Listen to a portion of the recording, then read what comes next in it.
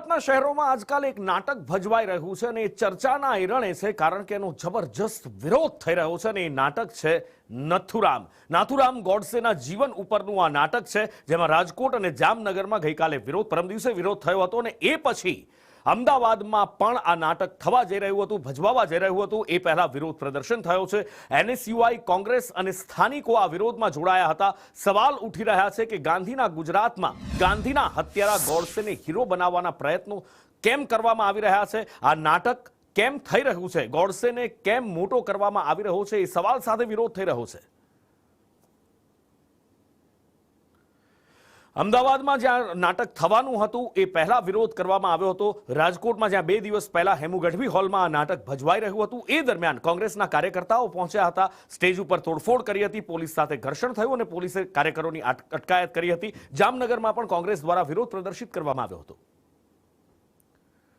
વધુ માહિતી સાથે સહયોગી સંવાદદાતા જિગ્નેશ પટેલ મારી સાથે લાઈવ જોડાયા છે. જિગ્નેશ, ગાંધીનું ગુજરાત છે આ, સાબરમતી કે સંત તુને કર દિયા કમાલ, એ ધરતી છે આ, અને આ ગુજરાતની અંદર જ્યારે ગોડસેનું નાટક ભજવાતું હોય સ્વાભાવિક રીતે વિરોધ પ્રદર્શિત થાય. અમદાવાદમાં પણ આ પ્રયાસ કરવામાં આવ્યો હતો, પણ એનએસયુઆઈ, કોંગ્રેસ અને સ્થાનિકોના વિરોધના કારણે નિષ્ફળ થયો છે.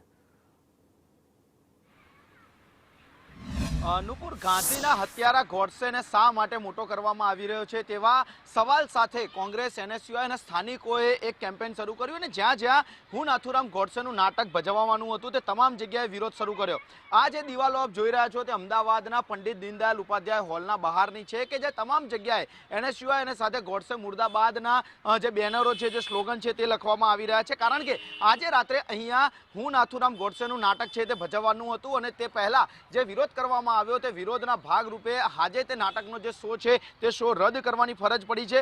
જો બીજી તરફ જોવા જઈએ તો આ જે શો એટલે કે નાટક યોજાવાનું હતું તેની 75% ટિકિટો હતી તે વેચાઈ ચૂકી હતી, તેમ છતાં સંચાલકો દ્વારા, આયોજકો દ્વારા નાટક છે તે રદ કરવામાં આવ્યું છે.